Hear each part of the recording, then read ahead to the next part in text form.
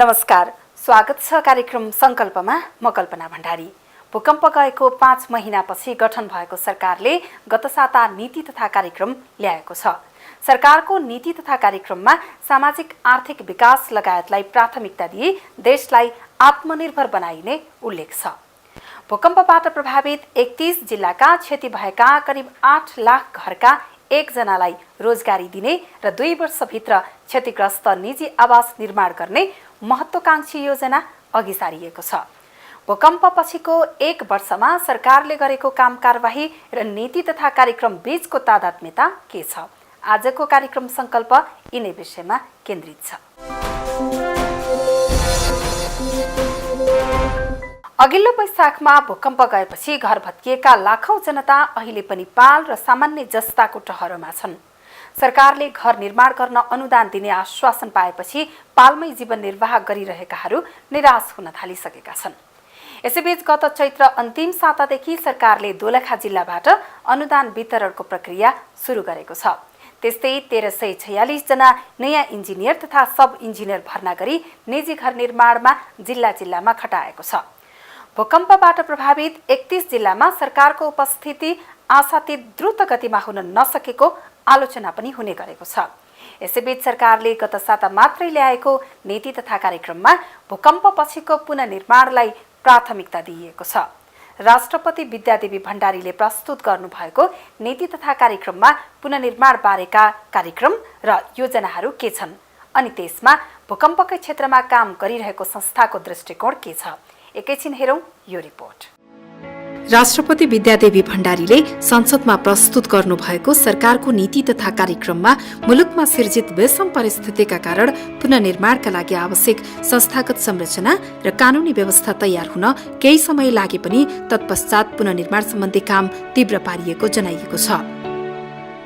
निजी घर पुनर्निर्माणका लागि सरकारले प्रदान गर्ने अनुदानको प्रथम किस्ताको रकम हस्तान्तरण कार्य आरम्भ भइसकेको र 2 वर्षभित्र सबै निजी घर निर्माण गर्ने कार्य सम्पन्न गर्ने गरी अनुदान पाउन योग्य सबैलाई सहज रूपमा अनुदान उपलब्ध गराइने बताइएको छ। निजी आवासका लागि 2 लाख अनुदानको अतिरिक्त घरधनीहरूको सामूहिक जमानीमा थप 3 लाख रुपैयाँ बिना धितोमा र ग्रामीण क्षेत्रमा 15 लाख र काठमाडौँ उपत्यकामा 25 लाखसम्म धितोको आधारमा सहुलियत कर्जा उपलब्ध गराइने सरकारको तयारी छ।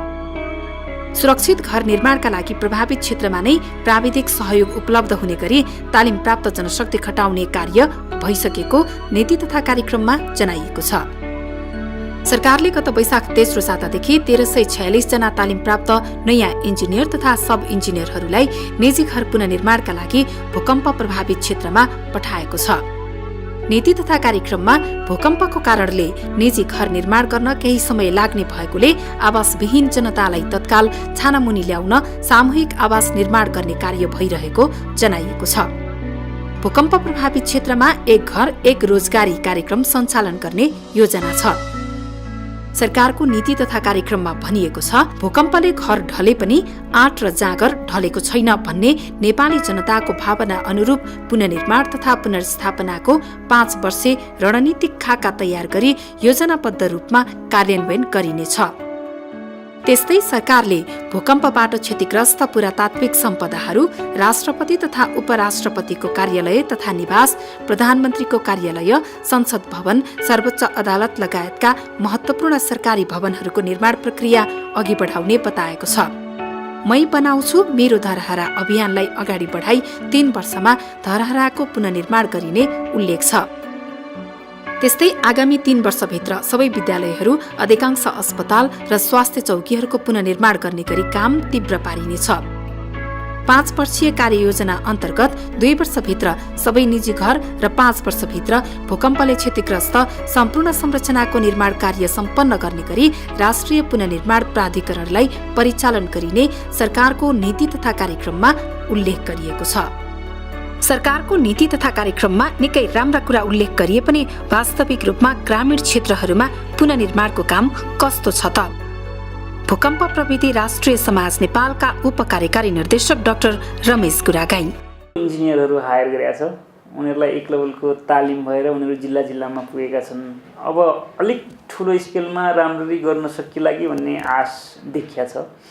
र गाउँमा जाँदाखेरि मान्छेहरूले घर बनाउनलाई सुरु पनि गरेका छन्, तर चुनौतीको रूपमा चाहिँ गर्न सकिन्छ कि सकिँदैन भन्दा पनि राम्ररी गर्न सकिन्छ कि सकिँदैन भन्ने कुरा हो। जस्तै अहिले बनिराखेकै घरहरूमा पनि पर्याप्त मात्रामा प्राविधिक सहयोग पुगेर जस्ता घरहरू बन्नुपर्ने हो त्यस्ता घरहरू बनिराखेको चाहिँ पाइएको छैन। त्यसमा चाहिँ अलिक बढ्दै थुप्रै सङ्घ संस्थाहरूले मतलब सरकारी निकायहरू त छँदैछन्, उहाँहरूको त मुख्य जिम्मेवारी नै हो। त्यसमा चाहिँ सहयोग गर्ने सङ्घ संस्थाहरूले पनि सँगै काम गरेर समन्वयमा काम गऱ्यो भने अलिक छिटो गराउन सकिन्छ होला जस्तो लाग्छ। तर हाम्रो अनुभवले यस्तो ठुलो डिस्ट्रक्सन भएको बेलामा अरू मुलुकहरूको पनि अनुभव हेर्दाखेरि चाहिँ यो अलिकति लामो समय लाग्ने हो जस्तो देखिन्छ राम्ररी गर्नको लागि।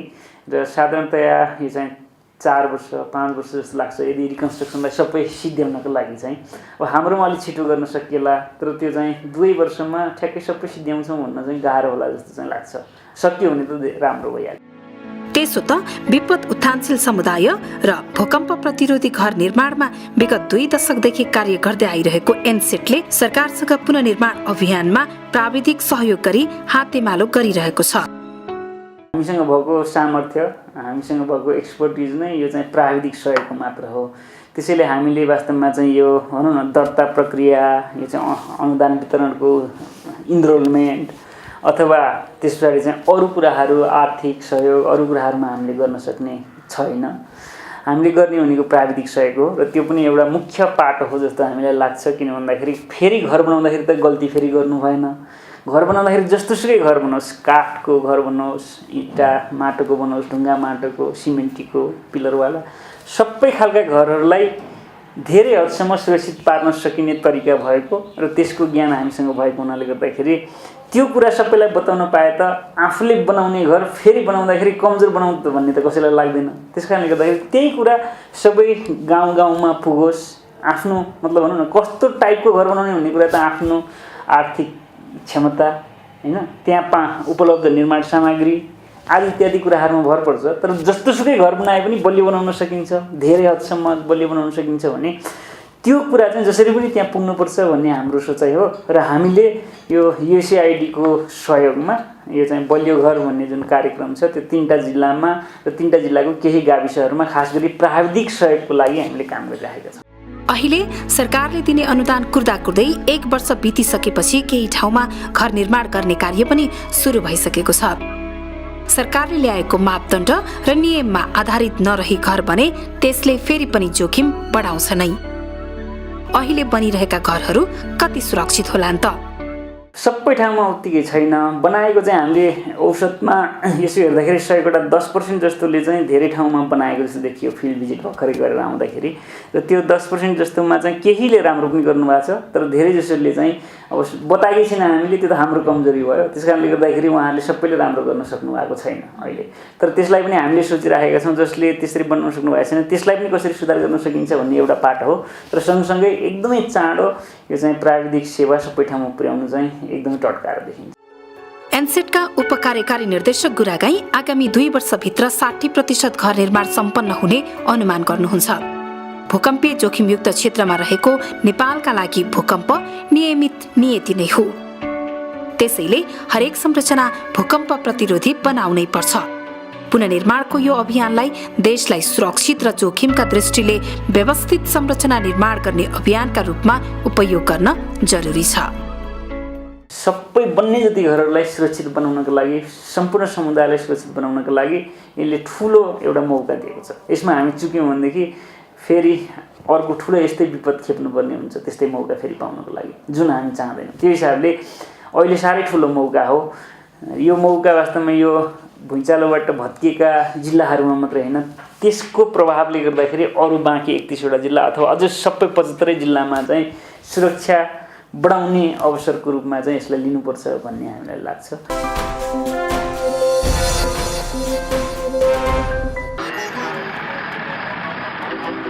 साउजी एउटा शिक्षक पत्रिका दिनुहोस् न। साउजी मलाई एउटा शिक्षक, साउजी मलाई एउटा शिक्षक, मलाई एउटा शिक्षक, साउजी मलाई पनि एउटा शिक्षक, साउजी मलाई पनि एउटा शिक्षक। यो शिक्षक पत्रिका त शिक्षकले मात्र होइन हामीले पनि पढ्न मिल्ने रहेछ। पढ्ने पढाउने पढ्न पठाउने सबैले पढ्न मिल्छ। उसमा मलाई पुरानो अङ्क नै मिलाइदिनुहोस् न साउजी। ग्राहक बन्नुहोस् न, नछुटाइ पाउनुहुन्छ। शिक्षक सिक्ने, सिकाउने र सिक्न पठाउनेहरूको साथी शिक्षक मासिक। आकाश छुने सबको रहर, मेहनत र विश्वासले हुन्छ सफल। घडी आउँछ सबको एक दिन, खुसी छाउँछ पक्कै एक दिन। निर्माण सानो होस् या ठुलो, चाहिन्छ निर्माण सिमेन्ट, विश्वासको बेजोड विकल्प।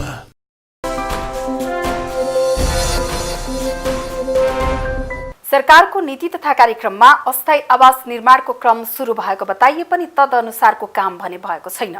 त्रिपाल मुनि बसिरहेका पीडितहरूलाई असार साउनको बर्खाको समय मध्यनजर गर्दै जेठ 7 गतेदेखि अस्थायी आवास निर्माण थाल्ने सरकारको योजना छ। भूकम्प प्रभावित जिल्लामा आपतकालीन आवास गृह बनाउने सरकारको योजना छ। जिल्ला दैवी प्रकोप उद्धार समितिको सिफारिसमा सदरमुकाममा एउटा रहने गरी 10 वटा सामुदायिक आवास गृह बनाउने शहरी विकास मन्त्रालयको भनाइ छ। भूकम्प लगत्तै राहत, पुनर्स्थापना र पुनर्निर्माणमा थुप्रै गैर सरकारी सङ्घ संस्थाहरूले काम गरे।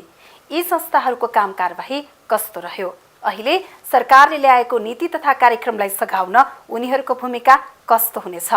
यिनै विषयमा केन्द्रित रहेर अब हामी कुराकानी गर्दैछौँ गैर सरकारी संस्था महासङ्घकी निवर्तमान अध्यक्ष शर्मिला कार्कीसँग। उहाँ जागरण नेपालको अध्यक्ष हुनुहुन्छ भने राष्ट्रिय पुनर्निर्माण प्राधिकरणको परामर्श समितिको एक सदस्य पनि हुनुहुन्छ। प्रस्तुत छ उहाँसँग गरिएको यो कुराकानी। अहिले सरकारले नीति तथा कार्यक्रम पनि ल्याएको छ। तपाईँ आफै पनि राष्ट्रिय पुनर्निर्माण प्राधिकरणको पुनर्निर्माण परामर्श समितिमा पनि हुनुहुन्छ। सरकारले ल्याएको नीति तथा कार्यक्रम तपाईँलाई कस्तो लाग्यो? सबभन्दा पहिले सरकारले ल्याएको नीति तथा कार्यक्रम ब्रडरमा हेर्ने हो भने स्वागतयोग्य छ। लङ टर्ममा हेर्ने हो अथवा चाहिँ नेपाललाई समृद्धि कसरी बनाउने, कसरी एउटा राष्ट्रिय उत्थानको काम गर्ने, राष्ट्रको सार्वभौमसत्तालाई जोगाउनको लागि हाम्रा कस्ता कस्ता क्षेत्रमा हामीले काम गर्नुपर्छ भन्नका खातिरमा नीति तथा कार्यक्रम अत्यन्तै चाहिने सान्दर्भिक र त्यो रणनीतिक ढङ्गको नीति तथा कार्यक्रम आएको छ। त्यसभित्र राष्ट्रपति महिला उत्थान कार्यक्रम पनि छ, इनर्जीका कार्यक्रमहरू छन्, भूकम्प प्रभावितहरूको लागि त विशेष सुविधा दिने भनेर पनि छ।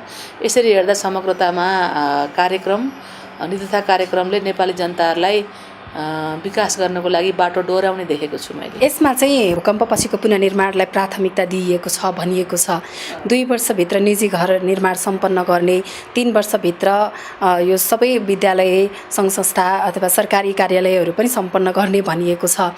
तदनुसारको कार्य सम्पन्न गर्न चाहिँ कस्तो खालको आधार देख्नुहुन्छ तपाईँ? यो सम्भव देख्नुहुन्छ? होइन, अब कस्तो छ भने यो अहिलेको नीति तथा कार्यक्रम नआए पनि नेपाल सरकारले अलिकति ढिला त भयो तर पनि लामो छलफल सबै पार्टीहरूको सहमतिमा पुनर्निर्माण प्राधिकरण नै गठन गरेको छ।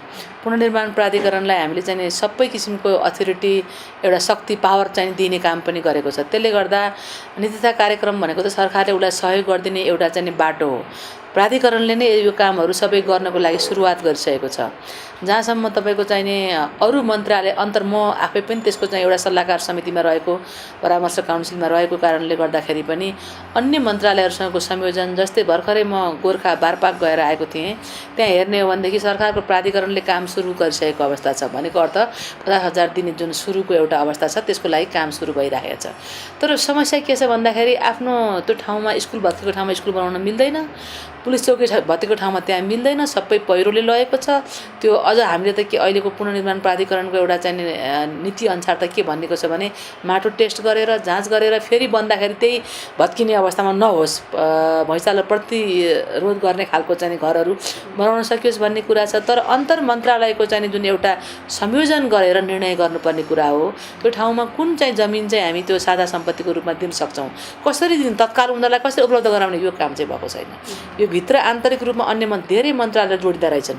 प्र्याक्टिकल रूपमा हेर्ने हो भने कृषि मन्त्रालयको त्यत्तिकै महत्त्व छ, त्यहाँभित्र भूमि सुधार मन्त्रालय त्यत्तिकै महत्त्व, शिक्षा मन्त्रालयको महत्त्व छ, स्कुलको ठुलो त्यहाँ ग्राउन्ड देख्यौँ हामीले त्यो ग्राउन्ड भनेको रोपनी छ तर अर्कोले घर बनाउन नदिने त्यहाँनिर अब त्यस्तो कुराहरूलाई त सरकारले चाहिने तत्कालै सबै मन्त्रालयहरू सबै सरकारका चाहिने के अरे मतलब कर्मचारीहरू बसेर त्यो खालको एउटा चाहिने उत्साह जाँगर देखाउनु पर्यो नि हामी देखिरहेका छौँ कि तपाईँको त्यो खालको नबने म दिन्न म जान्न हामी जाँदैनौँ यस्तो पाराले त कसरी बन्छ यो त बन्न सक्दैन नीति तथा कार्यक्रमले मात्रै बन्ने भन्ने कुरा त होइन सबभन्दा पहिले त पोलिटिकल विल राजनीतिक इच्छा शक्ति भनेर हामीले भन्ने गर्छौँ नि राजनीति पार्टीका नेताहरूलाई हो हामी ब्युरोक्रेसीभित्र पनि त्यो खालको चाहिने इच्छा आकाङ्क्षा जाग्नु पर्यो अथवा सरकारले पनि तत्काल चाहिँ निर्णय गरिदिएर त्यो कामलाई निर्णय गराउन सक्नु पर्यो नेपाल सरकारकै सम्पत्ति नेपाल सरकारको अर्को मन्त्रालयले दिन्न भन्न मिल्छ त्यो कुराको लागि चाहिँ प्रधानमन्त्री कार्यालय अथवा अरूले चाहिँ त्यसलाई निर्णय गरेर काम गराउने कि नगराउने हो समस्या चाहिँ मैले कहाँ देखेको छु भने आन्तरिक सम्बन्ध आन्तरिक समन्वय आन्तरिक रूपको चाहिँ सम्बन्धमै मैले ठुलो समस्या देखेको छु तपाईँ त आफै पनि गाउँ गाउँ पुग्नु भएको छ भूकम्पपछि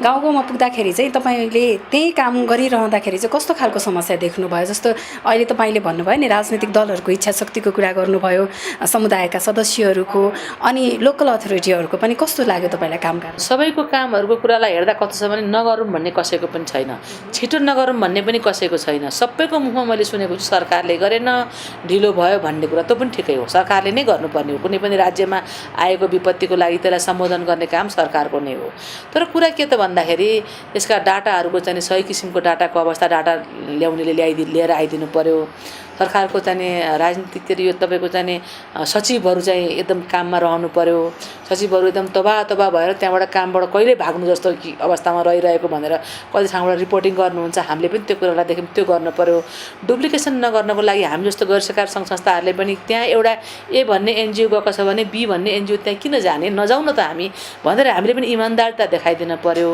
अनि हाम्रो चाहिँ यो प्रभावितहरूले आफूले एउटा संस्थाबाट सुविधा पाइसकेको छ भनेदेखि ल ठिक छ यहाँ ए भन्ने गाउँमा ठिक भयो तिमी बी भन्ने गाउँमा जाऊ भनिदिनु पर्यो आफ्नो आफ्नो क्षेत्राधिकार बोकेर बसेका सङ्घ संस्थाहरूको मैले इमान्दारिता चाहिँ देखिनँ गाउँमा जाँदाखेरि हामीलाई भएकै छैन हामीलाई दिएकै छैन हामीलाई चाहियो उसले चाहिँ पायो हामीले चाहिँ पाएनौँ यही मात्रै कुराहरू चाहिँ धेरै रूपमा आएको छ तर समग्रतामा भन्ने हो भनेदेखि यति बेला के देखिन्छ भन्दा सरकारका गाविसका स्तरमा भएका सचिवहरूलाई काम एकदमै बढी छ उनलाई सपोर्ट गर्नुपर्ने एकदमै धेरै देखिन्छ अन्य सङ्घ संस्थाहरूले सपोर्ट गर्ने व्यवस्था पनि गरेका छन् विभिन्न सङ्घ संस्थाले सरकारकै मोडालिटीमा सपोर्ट गरेर सबैले त्यहाँ ओभरसियरहरू पठाइदिएका छन् इन्जिनियरहरू पठाइदिएका छन् त्यहाँ केयर नेपाल भयो त्यहाँ तपाईँको चाहिने के अरे अन्य चाहिँ यो जाइकाहरू भयो अन्य सङ्घ संस्थाहरू हाम्रा जस्ता चाहिँ जागरण नेपाल म्याग टेवा यी सबै पनि त्यहाँ तपाईँको फिल्डमा पुगेर काम गरिरहेका छन् समन्वयको भूमिका चाहिँ एकदमै कम छ समस्या भनेको सबभन्दा ठुलो समस्या भनेको चाहिँ फेरि बर्खा लाग्न आँट्यो मान्छेको ओत छैन मान्छेलाई चाहिँ बास छैन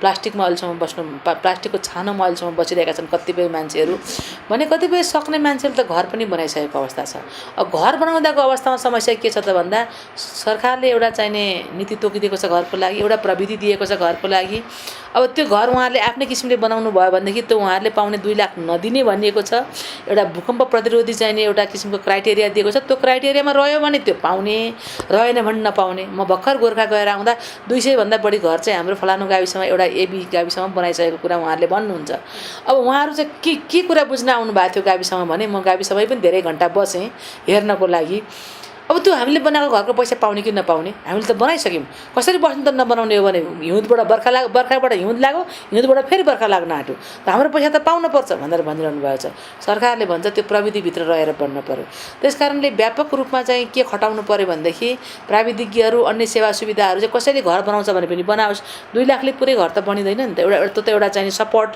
सहयोग न हो मान्छेलाई केही हुँदै नभएकोलाई चाहिँ धेरै हुन्छ पनि तर अलिकति ठुलो घर बनाउँछु भन्नेलाई त पुग्दैन त्यस कारणले तपाईँले यो प्रविधिले बनाउनुहोस् है भनेर चाहिँ त्यहाँ व्यापक रूपमा प्रविधि सहयोगीहरू प्राविधिज्ञहरू पुर्याउन सकियो भनेदेखि आफैले घर बनायो भने पनि भोलि गएर फेरि त्यसमा पैसा दिन्न भन्ने कुरा पैसा दिन्न भनेर त्यो घर भत्काउने त्यो पनि कुरा होइन त्यो घर एउटा त भूकम्प प्रतिरोधी भएन हाम्रो मुलुक त भूकम्पको एकदमै जोखिममा रहेछ भन्नु पर्यो हामीले शुद्ध अहिले हेर्नुहोस् अब किन भन्दा छ भन्ने बारे पढेको पनि हो देखेको पनि हो तर हाम्रो उमेरसम्मका मान्छेहरू हामी सबै चाहिँ अहिले पढ्यौँ क्या त्यसले गर्दाखेरि यो पढेर भन्दा पनि पढेर जानिन्छ भन्ने एउटा उखान टुका छ नि त्यस्तै त्यसले जहिले पनि हामीलाई प्रतिरोधीमूलक चाहियो यसको भन्नुको अर्थ चाहिँ त्यस कारणले अत्यधिक घर बन्दै गरेकालाई पनि प्राविधिक सहयोगहरू चाहिँ कम भइरहेको मैले देखेको छु अर्को जो बनाउन सक्नुहुन्न उहाँहरूको लागि चाहिँ ढिला भइसक्यो यो चाहिँ तपाईँको एकदम ऱ्यापिडली धेरै मान्छेहरू खटाउनु पर्यो सङ्घ संस्थाहरूलाई पनि खटाउनु पर्यो जस्तै चाहिँ गोर्खामा हामी जाँदाखेरि हामीले आएर भन्यौँ मध्ये चाहिँ एनआरएको कार्य समितिमा पनि निर्देशक समितिमा पनि म त परामर्श समितिमा हो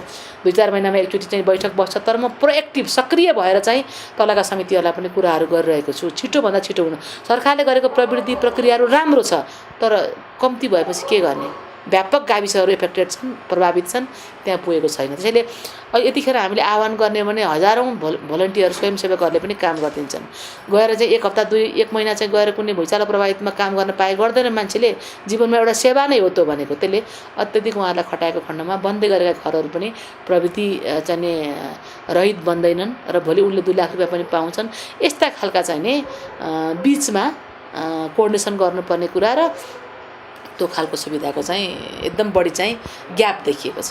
तपाईँ आफै पनि यो गैर सरकारी संस्था चलाएर बस्नुभएको मान्छे अहिले भूकम्पपछिको पुनर्निर्माणमा गैर सरकारी संस्थाहरूको सक्रियता निकै देखिन्छ उनीहरूको काम कारबाही र भूमिकालाई चाहिँ यहाँले कसरी मूल्याङ्कन गर्नुहुन्छ एउटा निष्पक्ष रूपमा मूल्याङ्कन? अब गैर सरकारी सङ्घ संस्थाहरूको भूमिका भनेको म त गैर सरकारी संस्था महासङ्घ नेपालको अध्यक्ष नै थिएँ भूकम्प आएको बेलामा 6000 संस्थाको लिड गरिराखेका थिएँ म। गैर सरकारी सङ्घ संस्थाको भूमिका भनेको चाहिँ जहिले पनि चाहे त्यो डिजास्टर एकदम ठुलो चाहिने पर्दाखेरि होस् या सामान्य अवस्थामा होस् एउटा एडभोकेसी गर्ने काम हो उसको काम भनेको चाहिँ आवश्यक पर्दाखेरि केही सहयोगको काम पनि गर्ने हो नभएदेखि चाहिँ हामीले लगातार रूपमा सरकारलाई अरू जिम्मेवारी निकायहरूलाई त्यो काम गराउनको लागि चाहिने जवाफदेही बनाउने सहयोग भनेको त्यो हामी सहयोग 2P एप्रोच भन्छौँ क्या प्रेसर एन्ड पार्टनरसिप सहयोग पनि गर्ने दबाब पनि गर्ने काम गर्ने क्रममा चाहिँ नि अब म राहत बाँड्दादेखिको कामलाई हेर्दाखेरि एकदम नराम्रो काम गरेँ भनेर भन्दिनँ वास्तवमा भन्ने हो भने सरकार भनेको उसको नीति नियम सबै त्यो गरेर जाँदाखेरि कहिलेकाहीँ ढिलो पनि भइरहेको हुन्छ हुन त यसपटक हामीले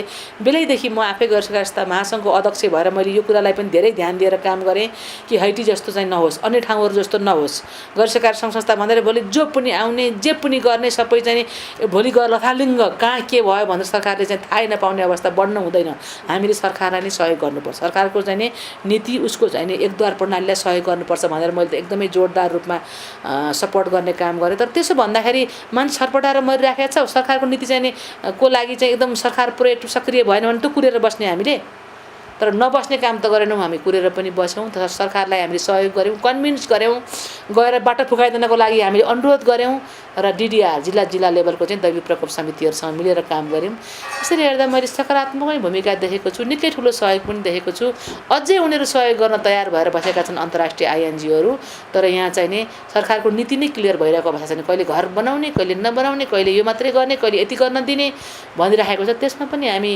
मैले एउटा पुलको रूपमा काम गरेको छु गैर सरकारी संस्था महासङ्घ नेपाल साझा संस्था हो एउटा संस्था जागरण कुनै केले गर्ने भन्दा त महासङ्घले कामलाई चाहिँ अगाडि लाने क्रममा चाहिँ अस्ति धेरै पटक हामीले छलफल गऱ्यौँ मैले साथीहरूलाई लिएर प्राधिकरणमा जाने काम पनि गरेँ र चाहिँ अब गैर सरकारी सङ्घ संस्थाहरूलाई पनि बनाउन दिने घरहरू तर 50 भन्दा बढी बनाउनु पर्यो एउटै ठाउँमा एउटै मोडल होस् भन्ने कुरा सरकारको पनि नराम्रो कुरा होइन अब त्यहाँ 2 लाख रुपियाँ दिएको छ हामीले छेउमा एउटा घर बनाउनलाई प्रत्येक 10 लाख लगाएर एउटा घर बनाइदियो भने त फेरि एक प्रकारको चाहिँ समाजमा त एउटा समानताको दृष्टिकोणले एकअर्कामा हेरेको दृष्टिकोणले हुने हुनाले त्यो गरेको छ। अब कार्यक्रमको अन्त्यमा हाम्रो कार्यक्रमको नाम चाहिँ सङ्कल्प अब तपाईँ आफै पनि भूकम्पपछिको पुनर्निर्माणमा कार्यमा सक्रिय हुनुभएको हिसाबले र पुनर्निर्माण परामर्श समितिको पनि सदस्य हुनुभएको हिसाबले चाहिँ अब नेपाललाई चाहिँ सुरक्षित र व्यवस्थित बनाउन पुनर्निर्माणका यी सबै कामहरू चाहिँ समयमै सम्पन्न गर्नको निम्ति यहाँको तर्फबाट कस्तो सङ्कल्प व्यक्त गर्नुहुन्छ? सरकारी क्षेत्रबाट गर्नुपर्ने काममा इमान्दारीसित करप्सन भ्रष्टाचार रहित भएर जसको लागि यो पैसा आएको उसको लागि चाहिँ सबै पैसा खर्च होस् केही थोरै प्रतिशत प्रशासनिक खर्च बाहेक जम्मै खर्च होस् भनेर लाग्छु योदेखि लागि नै रहन्छु तर मेरो सङ्कल्प चाहिँ कस्तो मैले कसरी भन्न चाहन्छु भनेदेखि राष्ट्रले गरेको सङ्कल्प चाहिँ पुरा गराउनको लागि म जिम्मेवारी रहन्छु मेरो एउटा व्यक्ति एउटा सदस्यको हैसियतले चाहिँ राष्ट्रिय रूपमा प्राधिकरण भएर होस् या मन्त्रालयबाट होस् या राज्यको लागि नीति तथा कार्यक्रममा भर्खर आएको चाहिँ कुराहरू होस् ती कुरालाई जनता समक्ष पुगेर प्रभावितहरूको चाहिँ घर मात्रै होइन मनमा पनि मलम लगाउने चाहिने प्रतिबद्धता व्यक्त गर्न चाहन्छु। निश्चय पनि पुनर्निर्माणलाई अवसरको रूपमा लिइनुपर्छ सरकारको नीतिलाई सघाउँदै नागरिकले पनि आफ्नो दायित्व निर्वाह गर्नुपर्छ अन्ततः सुरक्षित घर निर्माण गर्नु भनेको तपाईँ हामी आफै सुरक्षित हुनु हो प्राविधिक तथा इन्जिनियरको सल्लाह र नगरपालिका तथा गाविससँगको समन्वयबाट मात्रै घर निर्माण गर्नुहोला। हस्त आजलाई कार्यक्रम सङ्कल्प यति नै अर्को साता पुनर्निर्माणको अर्को विषयवस्तुको साथमा उपस्थित हुनेछौँ। आजलाई बिदा दिनुहोस्। नमस्ते।